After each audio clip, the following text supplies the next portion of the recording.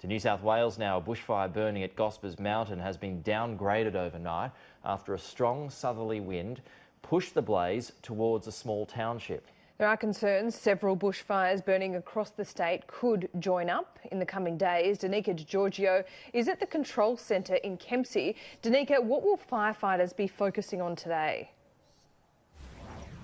Laura, they'll be conducting backburning around several fires, particularly around the Gospers Mountain one, while also working to strengthen containment lines, given that conditions are forecast to once again deteriorate from tomorrow. The Gospers fire was upgraded to an emergency late yesterday after winds pushed the blaze back towards that small sawmill town of Colo Heights.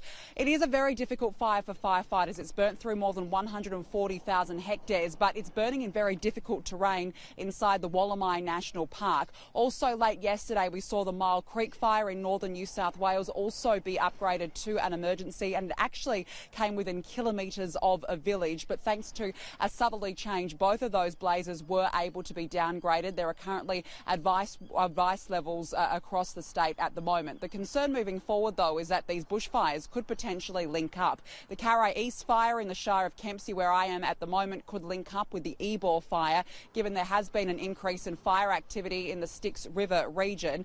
Yesterday as well, the Berejiklian government announced $25 million towards the clean-up bill. That includes the removal of hazardous materials. And in the coming weeks, as the building assessment impact teams conduct their investigations, the state government says it will announce more funding for infrastructure. So today, firefighters will aim to get on top of these blazes ahead of forecast conditions tomorrow. Authorities are anticipating some relief today after spending the night battling fires which forced hundreds of residents to flee their homes. Fire crews were confronted by walls of flames in Colo Heights, the fire coming within metres of homes as the blaze reached emergency level.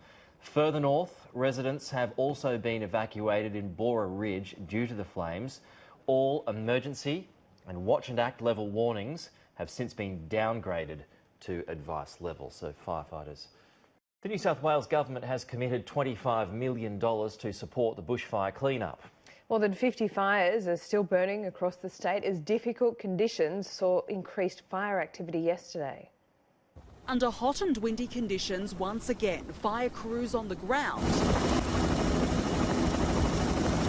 and in the air worked around the clock to protect lives and homes on Tuesday. As temperatures rose across the state, fire activity increased. An all too familiar sight in already bushfire-ravaged New South Wales. The Wallamai National Park blaze on the outskirts of Sydney is of most concern. Firefighters have been conducting backburning operations close to properties in an effort to contain it. Obviously that fire west of Sydney, the Gospers Mountain fire, that fire is becoming more active.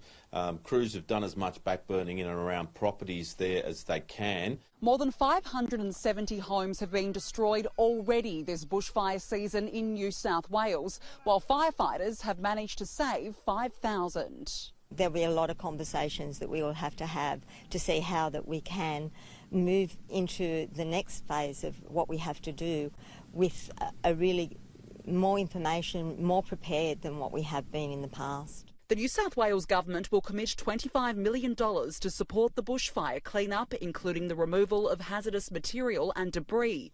Rubbish dump levies will be waived for bushfire-generated waste. The state government is also set to announce more funding to replace infrastructure in the months ahead. Danica DiGiorgio, Sky News, Kempsey.